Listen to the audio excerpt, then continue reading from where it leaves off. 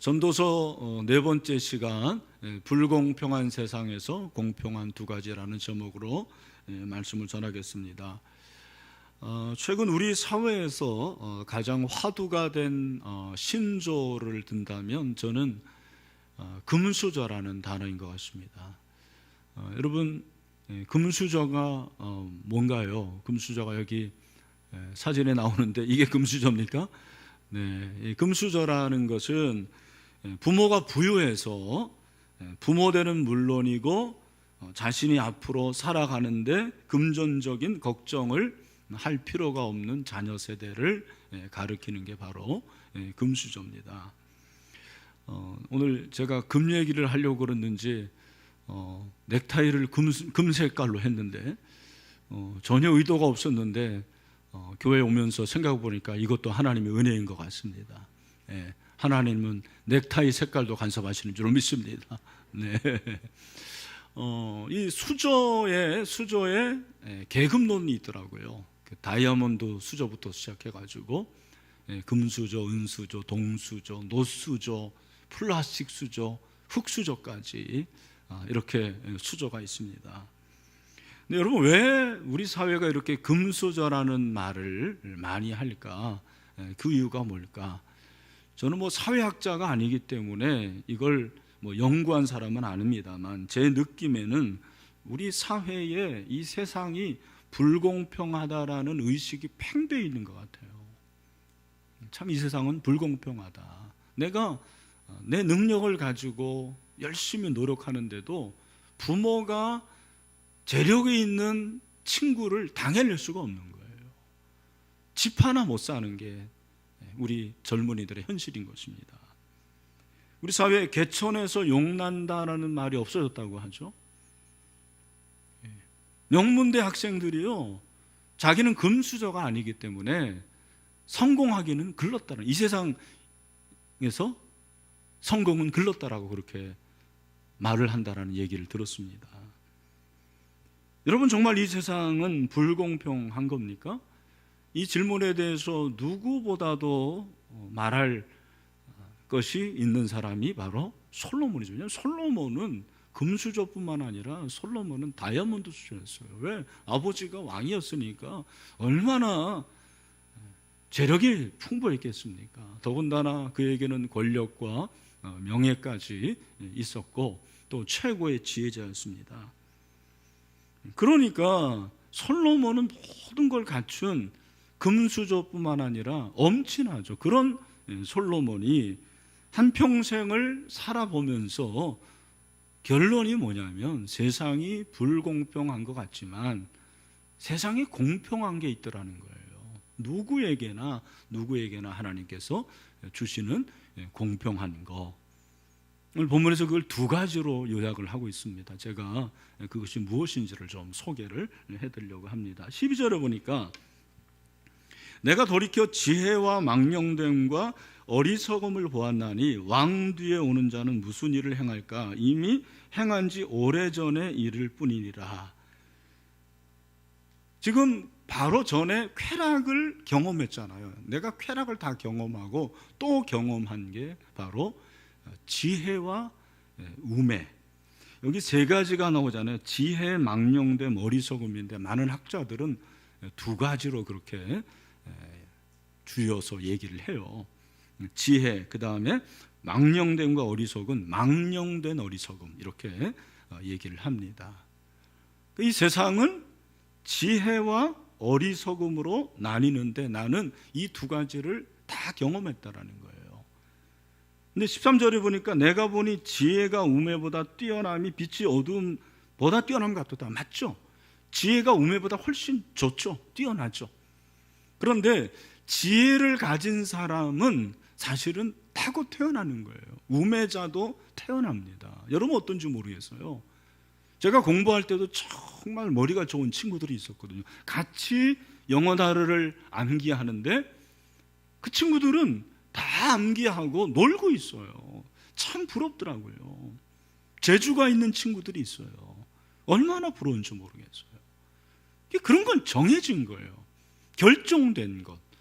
그런 걸 보면 굉장히 세상이 불공평하는 거죠. 어쩌면 금수저라는 것도 정해진 거 아닙니까? 그 부모를 자기가 원해서 그런 게 아니잖아요. 흙수저인 우리 부모를 내가 만나고 싶어서 그런 게 아니잖아요. 선택해서 내가 부모를 만난 게 아니에요. 근데 여기까지만 생각하면 이 세상은 불공평한 건데, 솔로몬이 14절에서 아주 중요한 얘기를 하고 있어요. 14절이 오늘 본문의 핵심 구절이에요. 우리 다 같이 한번 가정에 있는 분들도 함께 읽겠습니다. 시작. 지혜자는 그의 눈이 그의 머릿속에 있고 우매자는 어둠 속에 다니지만 그들 모두가 당하는 일이 모두 같으리라는 것을 나도 깨달아 알았도다. 이거 보니까 지혜자는 그의 눈이 머릿속에 있다. 눈이 머릿속에 있는 게 이게 무슨 괴물입니까? 눈이 머릿속에 있다는 건 무슨 말일까요? 선견자라는 거예요. 앞을 내다본다. 판단력, 그리고 통찰력을 가지고 앞을 내다본다. 영어로 foresee라고 그러잖아요. 그죠? 그런 걸 말하는 거죠. 내가 보니 지혜가 우매보다 뛰어나는데 그 지혜자는 머릿속에 눈이 머릿속에 있어요. 앞을 내다봐요. 우매자는 반면에 어둠 속에 다닌다. 어둠 속에 다닌다. 성경에 어리석음은 어두움과 연관이 돼요. 지혜는 빛과 연관이 됩니다. 그런데 그 다음이 중요해요. 그들이 누굽니까? 지혜자, 우매자 모두가 당하는 일이 모두 같다. 여기서 우리가 관심을 가져야 될 것이 당하는 일이에요. 모두가 당하는 일. 이 당하는 일이 뭐냐? 이 당하는 일이 바로 두 가지라는 거예요. 따라합시다. 괴로움, 죽음. 이 당하는 일이 뭐라고요? 괴로움과 죽음이에요. 이 괴로움과 죽음은 누구나 당한다라는 거예요. 여기서 모두가 당하는 일이 모두 같다라는 것은 같은 운명이라는 거죠. 지혜자라고 그래서 괴로움이 없느냐, 죽음이 없느냐 아니라는 거예요. 우매자도 지혜자도 다 같이 당하는 게 뭐냐? 괴로움과 죽음이다. 이건 공평하다라는 거예요. 그러니까 오늘 솔로몬은 인간은 누구나 괴로움과 죽음을 피해갈 수가 없다 그렇게 말하는 거죠. 괴로움과 죽음을 다 만나게 된다. 그래서 15절에 내가 내 마음속으로 이르기를 우매자가 당한 것을 나도 당하리니, 자기가 지혜자 아닙니까? 그럼에도 불구하고 그 어리석은 사람이 당한 괴로움을 나도 당하더라는 거예요. 그리고 그 내가 보기에 참 어리석은 사람들이 다 죽는데 지금 전도사를 쓸 이쯤 보니까 나도 죽게 될 것이다. 괴로움과 죽음을 면하지 못한다라는 것을 말하는 거죠. 내가 내 마음속으로 이르기를 우매자가 당한 것을 나도 당하리니 내가 지혜가 있었다 한들 내게 무슨 유익이 있으리로 하였도다. 이에 내가 내 마음속으로 이르기를 이것도 헛되도다. 그렇게 말을 하고 있습니다. 그렇습니다. 여러분, 지혜자인 솔로몬도 이 괴로움과 죽음을 할 수 없이 당해야 된다라는 거예요. 인생이 너무 괴롭다라는 거죠. 17절에 보니까 이러므로 내가 사는 걸 미워했느니 이는 해 아래서 하는 일이 내게 괴로움이다. 내게 괴로움이다. 아, 진짜 인생이 괴롭구나. 삶이 지겹다라는 거예요. 지금 그런 고백을 하고 있습니다. 솔로몬은 인간적으로 볼 때는 지혜자가 우매자보다 훨씬 행복하고 가치 있게 살 것 같지만 그렇지 않다. 지혜자나 우매자나 모든 인간에게 공평한 두 가지가 뭐다? 괴로움과 죽음이다라는 것을 말씀하고 있습니다. 저는 이 전도서를 읽으면서, 특별히 이번에 설교를 준비하면서 솔로몬의 이 고백에 100% 동의를 했어요. 왜? 저는 이제 목사이기 때문에 목사가 누리는 것 중에 하나가 뭐냐? 목사는 많은 사람들을 만납니다. 정말 많은 사람들을 만나요. 제가 지금까지 얼마나 많은 사람들을 만나겠습니까? 진짜 남자, 여자, 노소, 돈 많은 사람, 가난한 사람, 그죠? 많이 배운 사람, 배우지 못한 사람, 권력 있는 사람, 없는 사람, 건강한 사람, 건강하지 않은 사람, 별 사람들을 다 만나봤어요. 제가 32년 동안 지금 목회를 하고 있거든요. 담임 목사 20년 했고 부교육자 12년 해서 도합 32년을 지금 목회를 하고 있는데, 목회의 결론이 뭐냐? 모든 인간은 거기가 거기다라는 거예요. 별다를 것이 없다. 어떤 면에서 다 죄인이구나. 이건희 목사도 죄인이고, 그 대단하다고 하는 무슨 장로님들, 권사님들 다 죄인이에요. 그리고 그 사람들의 면면을 보면은요, 참 얼마나 문제가 많은지 몰라요. 겉으로는 뭐 신앙 좋은 것 같고 기도할 때는 대단한 것 같지만 그 가정에 가보세요. 진짜 문제투성입니다. 완전히 이건 뭐 지옥 같은 가정들로 많아요. 괴로움이 많습니다. 여러분, 우리 교인들만의 얘기가 아니잖아요. 그 부자들 보십시오. 재벌들, 자녀들 때문에 얼마나 골머리를 썩입니까? 자녀들이 자살하고 마약하고, 그리고 부부관계가 안 좋아가지고 이혼하고, 돈 많으면 뭐해요? 건강을 잃고. 여러분, 권력은 그렇지 않습니까? 지금 우리나라 최고 권력자였던 분들 두 분이 어디 계십니까? 두 분이 형무소에 있어요. 감옥에 있습니다. 두 분은 지금 죽음을 앞두고 병원에 있습니다. 이게 인생이에요. 이 괴로움과 죽음, 재벌, 권력가, 많이 배운 사람 다 마찬가지라는 것입니다. 괴로워합니다. 그 괴로움의 끝이 죽음이에요. 16절에 보니까 뭐라고 그랬습니까? 지혜자도 우매자와 함께 영원하도록 기억함을 얻지 못한다. 그 말은 유한적이다라는 말이죠. 후일에는 모두 다 잊어버린 지 오래일 것임이라. 아무리 지혜자도 다 죽고 나중에 잊어버려요. 목사도요, 은퇴하면은 몇 년 만에 금방 잊어버립니다. 여러분도 마찬가지예요. 모두 다 잊어버린 지 오래일 것입니다. 오호라, 지혜자의 죽음이 우매자의 죽음과 일반이로다. 아, 그렇구나.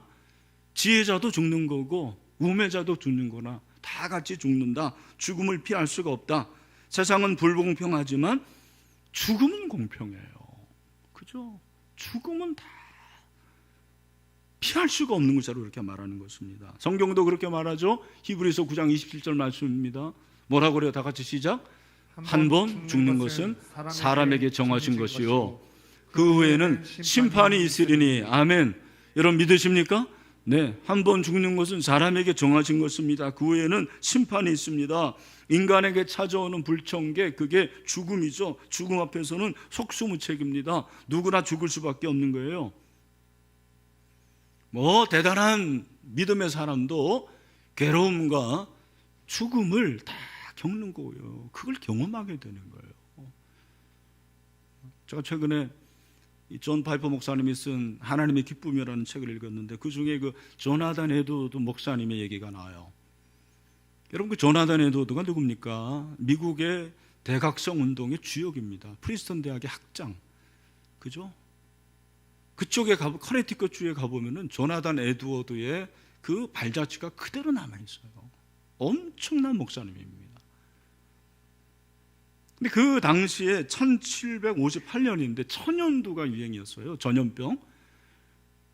그래서 목사님도 예방주사를 맞은 거예요. 그런데 이 예방주사가 독이 됐어요. 돌아가셨습니다. 이 설교 듣고 그렇다, 백신 안 맞아야 되겠다, 그런 분이 없기를 바랍니다. 백신 맞고 빨리 맞고 여러분 현장에 오세요. 네, 현장 비교적 안전합니다. 이번에 좀 풀어줄 줄 알았더니 이게 10%밖에 안 돼가지고 예배 드릴 사람들은 많은데 참 너무 답답합니다. 하여간 그렇게 예방주사를 맞으시고 돌아가신 거예요. 나이 54살. 저도 오래 사는 거더라고요. 사모님과 자녀 10명을 남겼어요. 그런데 그 사모님 사라가 딸 에서에게 편지를 썼어요. 정말 편지를 좀 읽어드릴까요? 내 사랑하는 아이야, 무슨 말을 할 수 있을까? 거룩하시고 선하신 하나님이 우리 위에 먹구름을 들이셨구나. 주권자의 막대기에 입 맞출 수 있다면, 그리고 우리 손으로 우리 입을 막을 수 있다면 좋으련만 주님이 행하신 일이구나. 주님은 지금까지 내게 주님의 선하심을 사모하게 하셨단다. 그래서 그렇게 오랜 세월 너희 아버지를 우리 곁에 주셨지. 그는 떠나갔지만 나의 하나님은 살아계시고 그분이 내 마음을 아신다. 내 남편 너희 아버지 그가 우리에게 남긴 유산은 정말 놀랍구나. 우리 모두는 하나님께 드려진 존재들이다. 나도 그렇게 드려진 존재요. 그렇게 드려졌음에 기쁘구나. 너희의 사랑하는 엄마 사라 에드워즈. 그 대단했던 부흥운동의 주역에게도 죽음이 왔어요. 그리고 그의 가정에 괴로움이 찾아왔습니다. 중요한 것은 이 괴로움과 죽음이 찾아왔을 때의 자세죠. 믿음의 사람들 어떻게 합니까? 하나님을 원망하고 하나님을 불평하지 않아요. 낙심하지 않아요. 우리 모두 하나님께 드려진 존재들인데, 하나님이 하신 일인데 거기에 대해서 순종해야 되지 않겠느냐, 그렇게 말하고 있습니다. 그렇습니다. 여러분, 누구나 괴로움을, 죽음을 겪어요. 그게 공평한 건데 신자는 다르다라는 거죠. 우리 신자는 다른 거죠. 저는 다윗도 그렇다고 생각을 해요. 제가 다윗을 소개하면 다윗의 아들 압살롬이 구테타를 일으키고 피난을 떠납니다. 그때 마음이 어땠을까요? 여러분, 우리가 아들이 내가 말했는데 말대꾸하고 그리고 나에 대해서 이렇게 반항하면 얼마나 기분이 나쁩니까? 화가 나잖아요. 다윗은요, 아들이 구테타를 일으킨 거예요. 그래서 피난길에 나섭니다. 신발도 신지를 못하고 피난길을 떠나는 거죠. 그래서 시편을 보면 압살롬에게 그렇게 반역을 당하고 피난길에서 지은 시들이 나와요. 대표적으로 시편 55편 1절부터 4절인데, 하나님이여 내 기도에 귀를 기울이시고 내가 간구할 때에 숨지 마소서. 내게 굽히사 응답하소서. 내가 근심으로 편하지 못하여 탄식하오니 이는 원수의 소리와 악인의 압제 때문이라. 그들이 죄악을 내게 더하며 노하여 나를 핍박하나이다. 내 마음이 내 속에서 심히 아파하며 사망의 위험이 내게 이르렀도다. 인간이 제일 힘든 것은 물질 때문에 힘든 게 아니에요. 사실은 사람 때문에 힘든 거예요. 제가 어제도 신방했는데 직장이 너무 힘들대요. 왜? 월급이 작아서가 아니고 그 오너가 너무 비인간적으로 대우한다라는 거예요. 사람이 힘듭니다. 그렇죠. 사람 때문에 상처받고 사람 때문에 마음이 아프고 사람 때문에 참 그 마음이 얼마나 힘든지 모릅니다. 가장 가까운 사람 아들이 자기를 그렇게 반역하니 얼마나 힘듭니까? 설상가상으로 아히도벨이라는 책사가 압살롬 편에 쓰는 거예요. 완전 배신이죠. 압살롬은 파죽지세로 승리를 앞두고 있습니다. 승리를 앞두고 있는 그때 아히도벨이 압살롬에게 왕이시요, 이미 왕이라고 그렇게 생각을 했을 거예요. 저에게 군사 15,000명을 주십시오. 그러면 제가 15,000명을 거느리고 지금 다윗을 쫓아가서 완전히 멸망시켜 버리겠습니다. 여러분, 이거 외통수예요. 제가 볼 때는 완전히 지금 절체절명의 순간인 거죠. 근데 세상에 그때 후세라는 사람이 나서는 거, 왕이지요.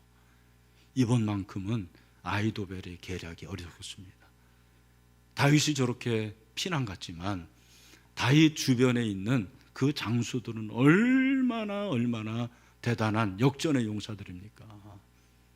만약에 우리가 지금 쫓아가서 공격을 한다면 마치 쥐가 고양이에게 그 쫓김을 당했을 때 마지막 죽는 힘까지 공격하는 것처럼 공격하면 우리는 지는 겁니다. 지금 안 됩니다. 시간을 가지십시오. 백성을 모으고 그리고 군사들의 힘을 모아가지고 후에 공격을 합시다. 여러분 같으면 누구의 계략을 선택하겠습니까? 저 같으면 아히도벨이에요. 이건 딱 보면 알아요. 근데 신기한 것은 압살롬이 후세 너의 계략이 좋다. 여러분, 그래서 완전 반전이 일어나는 거예요. 이게 반전이죠. 후에 압살롬이 결국 쿠데타가 실패하고 죽게 됩니다. 여러분, 이걸 보면서 참 하나님이 살아계시구나. 저는 이 본문을 볼 때마다 탁 무릎을 치면서 하나님이 살아계시구나. 여러분, 하나님이 살아계심을 믿으시길 바랍니다. 하나님이 살아계시지 않습니까? 어떻게 이런 일이 일어납니까? 그죠? 근데 하나님이 일하신 것과 더불어서 그 전에 한 가지 주목할 것이 있습니다. 그게 뭔지 아십니까? 사무엘하 15장 31절을 보면 한번 보세요. 어떤 사람이 다윗에게 알리되 압살롬과 함께 모반한 자들 가운데 아히도벨이 있나이다 하니 다윗이 이르되 여호와여 원하옵건대 아히도벨의 모략을 어리석게 하옵소서 하니라. 여러분, 다윗이 아히도벨이 압살롬 편에 들었다는 소식을 듣자마자 야, 나 이거 망했구나, 그렇게 말하지 않아요. 하나님 도와주세요. 아히도벨의 그 계력을 어리석게 해주세요. 기도해요, 기도. 저는 이것을 보면서 깨달았어요. 여러분, 우리가 다 다르게 태어납니다. 뛰어나게 태어난 사람도 있고 모자라게 태어난 사람도 있고 부자 집에 태어나는 사람도 있고 가난한 집에 태어난 사람도 있고 참 능력이 대단한 사람도 있고 그렇지 못한 사람도 있어요. 외모가 출중한 사람도 있고 그렇지 못한 사람도 있어요. 괴로움이 공평하다면 그 괴로움 앞에서 모든 신자의 공평함이 있는데 그게 뭔지 아십니까? 그게 바로 기도하는 거더라고요. 여러분, 기도는 누구나 할 수 있는 거예요. 가난한 사람도 기도할 수 있고 바보 멍청이도 기도할 수 있고 못생긴 사람도 기도할 수 있고 무능한 사람도 기도할 수 있고 누구나 기도할 수 있는 거예요. 가난해도 병들어도 기도할 수 있는 것입니다. 하나님을 의지하고 하나님을 바라보는 것입니다. 그래서 찬송가 263장에 저자는 뭐라고 그럽니까? 이 세상 험하고 나 비록 약하나 늘 기도 힘쓰면 큰 권능 얻으리. 여러분, 우리가 약하고 괴로움이 많지만 기도하면 하나님께서 저와 여러분에게 큰 권능을 주시리라고 믿습니다. 그 믿음을 가지고 나가는 거예요.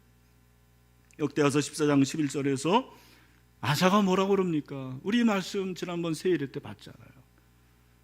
제가 늘 마음에 생각하는 거예요. 아사가 그의 하나님 여호와께 부르짖어 이르되 여호와여, 힘이 강한 자와 약한 자 사이에는 주밖에 도와주리가 없사오니 우리 하나님 여호와여, 우리를 도우소서. 우리가 주를 의지하오며 주의 이름을 의탁하였고 이 많은 무리를 치러 왔나이다.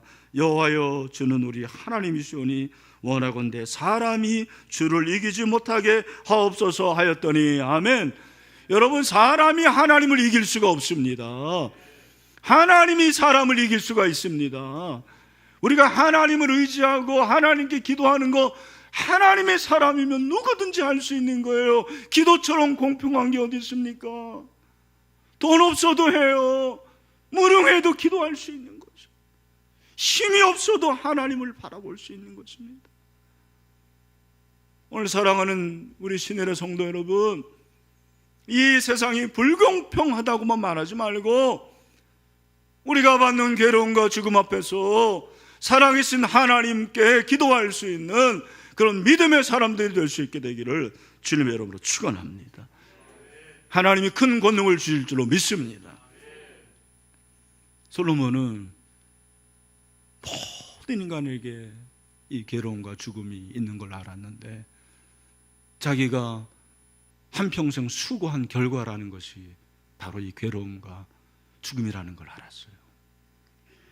18절 19절에서 그렇게 말하죠. 내가 해 아래에서 내가 한 모든 수고를 미워하였노니 이는 내 뒤를 이을리에게 남겨주게 됨이라. 자기 아들에게 왕권을 물려줄 걸 생각하니까 한심하다고 생각한 것 같아요. 참 그렇습니다. 제가 보니까 수고하는 사람 따로 있고 누리는 사람 따로 있어요. 남편이 그렇게 열심히 일하지만 전부 다는 아닙니다만 아내들은 다 어디가 있습니까? 맛집 가 있고 골프장 가 있고, 아버지가 그렇게 뼈 빠지게 수고하고 그거 다 자식에게 주고 아버지는 쓰지도 못해요. 여러분, 글쎄요, 제가 이런 말씀 어떨지 모르겠지만 여러분이 자식에게 줄 돈이 얼마나 있는지 모르겠는데요, 좀 여러분을 위해서도 쓰세요. 우리 아버지 보니까 당신을 위해서는 진짜 택시도 안 타요. 뭘 하는 게 없어요. 그리고 돌아가셨어요. 여러분을 위해서도 좀 쓰세요. 솔로몬이 그걸 깨달았어요. 그러면서 20절에서 뭐라고 그러는가? 이러므로 내가 헤아려서 한 모든 수고에 대해 내가 내 마음에 실망한, 내가 이렇게 수고했는데, 솔로몬도 수고 많이 했어요. 근데 내 수고가 다 헛되다. 오늘 본문에 보면은 수고라는 말이 계속 나와요. 전도서에서 제일 많이 나오는 단어 중에 수고. 이 아말이라는 히브리어인데 제가 찾아보니까 26번 나오더라고요. 여러분도 한번 관심 있는 분들 전도서 한번 집에 가서 읽으시면서 표시해 보세요. 이 수고라는 이 단어는 노동이라는 뜻도 있지만 어떤 의미가 있냐면 괴로움이라는 뜻이 있어요. 그죠? 인생의 수고, 괴로움이라는 거. 내가 그렇게 열심히 일하는 거 괴로움이에요. 저 아침부터 밤늦게까지 여러분들이 수고하지 않습니까? 얼마나 괴롭습니까?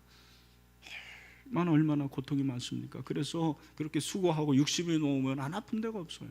종합병원이에요. 그게 인생의 현수소입니다. 근데 그렇게 수고하다가 죽는 거예요, 우리가. 얼마나 인생이 허무합니까? 근데 성경을 보니까 수고가 두 가지 수고가 있어요. 헛된 수고가 있고 헛되지 않은 수고가 있더라고요. 헛된 수고가 뭐냐? 시편 90편 10절이에요. 우리의 연수가 70이요 강건하면 80이라도 그 연수의 자랑은 수고와 슬픔뿐이요 진속기간이 우리가 내가 수고해서 수고한 결과가 사망이면 그건 헛된 수고예요. 다시 한번, 내가 이렇게 수고했는데 수고한 모든 결과가 사망을 낳는다, 그러면 그건 헛된 수고예요. 근데 또 다른 수고, 헛되지 않은 수고가 있어요. 고린도서 15장 58절 말씀, 이건 같이 한번 읽었으면 좋겠어요. 시작. 그러므로 내 사랑하는 형제들아 견실하며 흔들리지 말고 항상 주 일에 더욱 힘쓰는 자들이 되라. 이는 너희 수고가 주 안에서 헛되지 않은 줄 알미라. 아멘. 여러분, 헛되지 않은 수고의 특징이 뭐냐? 생명을 낳는 거예요. 잘 기억하십시오. 내가 돈을 버는데 여러분, 이 돈이 헛된 수고도 될 수 있고 헛되지 않은 수고도 될 수 있고, 성경은 돈 벌지 말라고 얘기하지 않습니다. 열심히 일하지 말라라는 거 아니에요. 내가 열심히 돈 버는데 그 돈 가지고 결국 나 잘 먹고 잘 살고 결국 사망을 낳는다면 그거는 헛된 수고예요. 만약에 여러분이 돈을 많이 벌지 못하지만 그 적은 돈을 가지고 생명을 살리고 정말 하나님이 기뻐하시는 일을 한다면 그건 바로 헛되지 않은 수고죠. 여러분이 직장에서 승진을 하는데 다른 사람 밟고 부정직하게 하고 다른 사람 힘들게 하고 승진했다, 여러분 그건 헛된 수고예요. 그러나 내가 승진해서 탈락했는데 정말 정직하게 예수님 믿는 사람답게 하고 선한 영향을 끼쳤다면 그거는 헛된 수고가 아니에요. 이건희 목사도 마찬가지입니다. 제가 지금까지 이렇게 목회하고 수고했는데 이 수고가 헛된 수고가 될 수 있고 헛되지 않은 수고가 될 수 있는 거예요. 생명을 낳는 거죠. 예수님은 모든 수고하는 자들에게 손을 내밀어 주시는 분입니다. 마태복음 11장 28절, 수고하고 무거운 짐지자들아 다 내게로 오라, 내가 너희를 쉬게 하리라. 우리 예수님은 우리의 수고를 아십니다. 우리의 수고를 아시고 자신에게 오라, 그러면 쉬게 하리라 말씀하십니다. 베드로가 예수님을 만났죠. 밤이 새도록 고기를 잡았지만 한 마리도 잡지 못합니다. 시몬이 대답하여 이르되 선생님, 우리들이 밤이 새도록 수고하였으되 잡은 것이 없지만은 말씀에 의지하여 내가 그물을 내리리이다. 예수님을 만났습니다. 그리고 물고기를 많이 잡았는데 물고기 많이 잡은 것에 대해서 감사하지 않았어요. 그가 뭐라고 고백합니까? 누가복음 5장 8절에서 시몬 베드로가 이를 보고 예수의 무릎 아래에 엎드려 이르되 주여 나를 떠나소서 나는 죄인으로소이다 하니. 여러분, 신자가 할 수 있는 최고의 신앙 고백은 주는 그리스도 살아계신 하나님의 아들입니다. 근데 그 전에 해야 될 게 뭐냐면 주여 나를 떠나소서 나는 죄인입니다. 이게 가장 먼저 해야 될 고백이더라고요. 우리 주님께서 그렇게 수고한 자를 만나 주십니다. 우리 주변에 세상은 굴봉평해, 세상은 더러워, 세상은 살 곳이 없어 이렇게 비판하는 그런 사람들이 얼마나 많은지 몰라요. 그들은 죽음을 향해 가고 있습니다. 아까 여러분 영상 보지 않았습니까? 저는 처음에 시사회에서 이 영상을 보는데 눈물이 나오더라고요. 아, 저런 젊은이들이 우리 주변에 저렇게 많구나. 우리가 할 일이 뭡니까? 하나님이 기뻐하시는 수고가 무엇일까요? 이 불공평한 세상에서 정말 공평하신 하나님, 그 하나님을 소개하고 그 하나님이 우리에게 주신 예수 그리스도, 대속하러 오신 예수 그리스도를 전하고 그리고 그 예수 그리스도를 알게 하는 것이 진정한 수고가 아니겠습니까? 주님이 기뻐하시는 수고가 바로 영혼 구원이죠. 누가복음 15장을 보면 우리 하나님이 한 영혼을 얼마나 사랑하신지 몰라요. 목자가 양 100마리 중에서 한 마리 잃어버렸는데 99마리 내버려두고 한 마리를 찾으러 가죠. 99마리를 내버려둔다는 게 아닙니다. 가치 없이 여기는 게 아니에요. 한 마리를 그렇게 소중하게 여기는 거예요. 그 한 마리를 찾았습니다. 목자가 어떻게 합니까? 또 찾아낸즉 즐거워 어깨에 메고 집에 와서 그 벗과 이웃을 불러 모으고 말하되 나와 함께 즐기자. 나의 잃은 양을 찾아내었노리라 하리라. 그러면서 7절에 뭐라고 그럽니까? 우리 다 같이 읽읍시다. 시작. 내가 너에게 이르노니 이와 같이 죄인한 사람을 회개하면 하늘에서는 회개할 것 없는 의인 99으로 말미암아 기뻐하는 것보다 더하리라. 아멘. 여러분, 한 영혼을 하나님이 사랑하시는 줄로 믿습니다. 그 한 영혼을 찾는 게 그게 복된 수고라는 거예요. 여인이 10드라카마 중에서 한 드라카마 잃어버렸는데 찾을 때까지 찾습니다. 찾으니까 어떻게 합니까? 이웃과 더불어 나와 함께 즐기자, 찾아내오라, 그렇게 말하죠. 그리고 또 뭐라고 말합니까? 우리 10절을 다 같이 읽읍시다. 누가복음 15장 10절입니다. 시작. 내가 너에게 이르노니 이와 같이 죄인한 사람이 회개하면 하늘에서는 회개할 것 없는 의인 99으로 말미암아 기뻐하는 것보다 더하리라. 아멘. 여러분, 이것이 하나님 나라인 줄로 믿습니다. 하나님 나라는 한 사람을 그렇게 소중히 여기는 거죠. 오늘 여러분 작정을 하셨는데 이게 오래 하다 보니까 그냥 기계적으로 작정하는 거야. 그냥 마르고 닳도록 20년 전에 그 사람을 똑같이 적어요. 물론 안 적는 것보다 낫습니다. 여러분, 좀 새로운 사람이 생겨야죠. 그렇게 20년 동안 그렇게 인간생활, 인간관계 하셨는데 태신자가 한 명 안 생긴다는 게 말이 됩니까, 그게? 저는요, 여러분 6명 적었어요.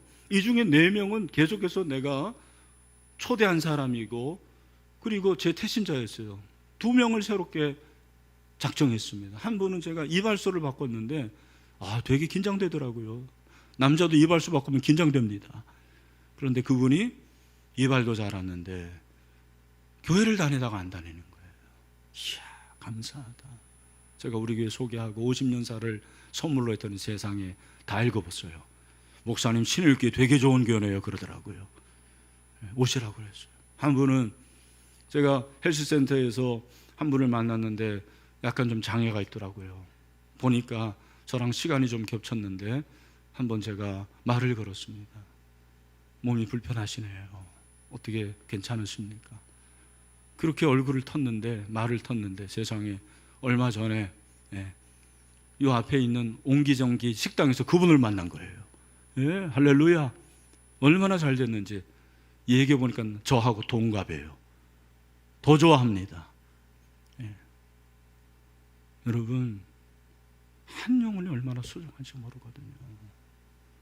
저는 우리 신일교회 모든 성도들이 한 영혼을 살리는 이 복된 수고하다가 주님께 칭찬받을 수 있게 되기를 간절히 소망합니다.